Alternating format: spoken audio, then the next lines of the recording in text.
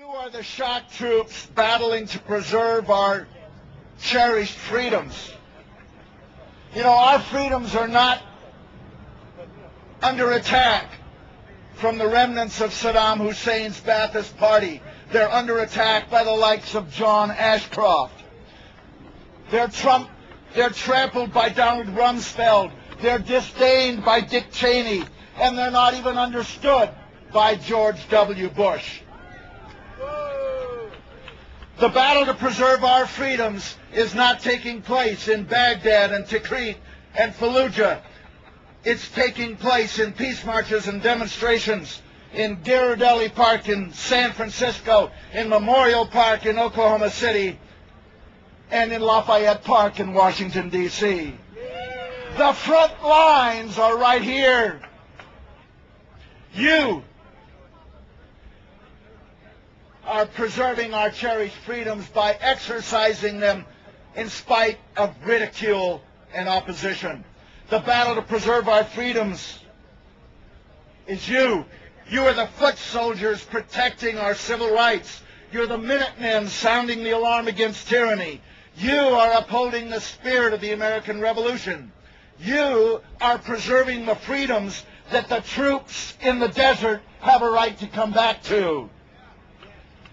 The troops getting shot at in Iraq are not protecting us.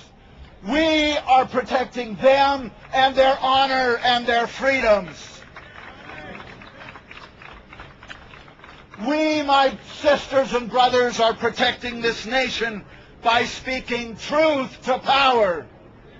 We're speaking truth to a pack of liars. We must do it loudly and fearlessly and courageously and joyfully, for we are the patriots. And when we speak, this is the truth that we proclaim. This war in Iraq has nothing to do with national security or freedom or democracy or human rights or protecting our allies or weapons of mass destruction or defeating terrorism or disarming Iraq. It has to do with money, it has to do with oil, and it has to do with raw imperial power. And it's based totally on lies.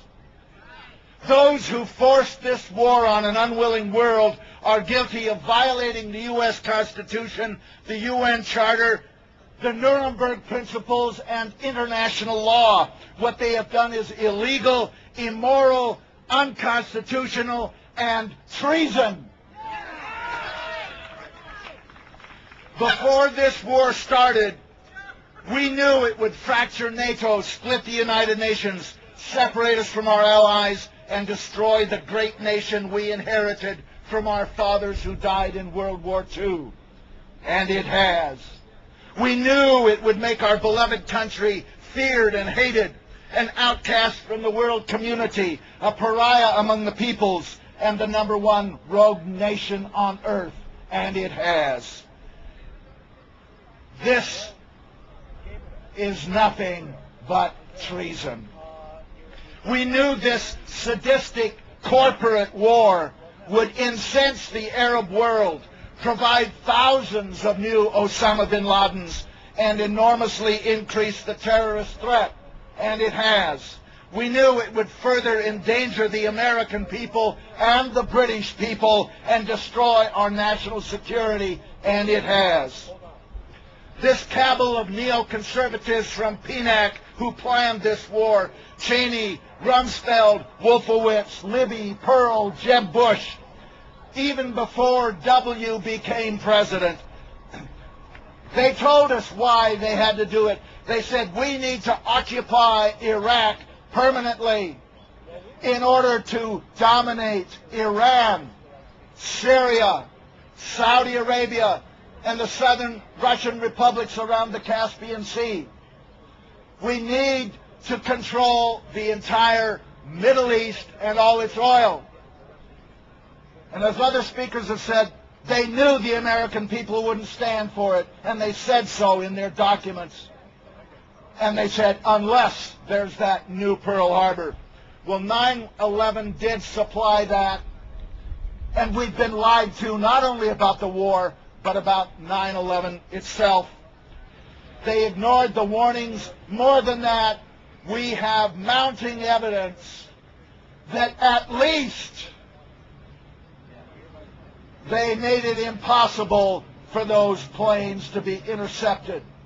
If our government had merely did nothing, and I say that as an old interceptor pilot, I know the drill, I know what it takes, I know how long it takes, I know what the procedures are, I know what they were, and I know what they've changed them to. If our government had merely done nothing and allowed normal procedures to happen on that morning of 9/11, the Twin Towers would still be standing and thousands of dead Americans would still be alive. My sisters and brothers, that is treason.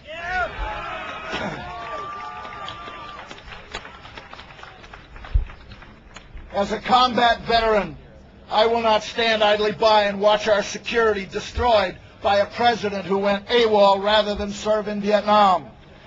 As one who's devoted his life to the security of this country, I will not stand by and watch an appointed president send our sons and daughters around the world to kill Arabs for the oil companies.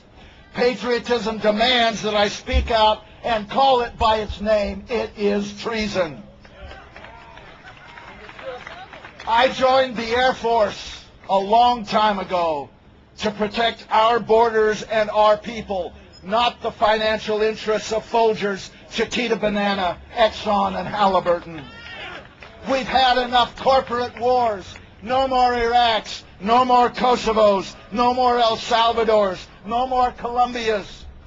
These are not isolated incidents of stupidity.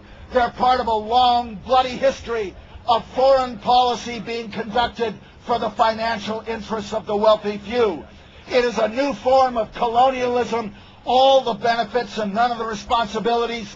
It violates our Constitution, it endangers our people, and it is treason. As a pilot who flew 101 combat missions in Vietnam, I swore to uphold the Constitution of the United States against all enemies, foreign and domestic. And that includes a renegade president. It's time for George W. Bush, Dick Cheney, Donald Rumsfeld, Condoleezza Rice, and the whole oil mafia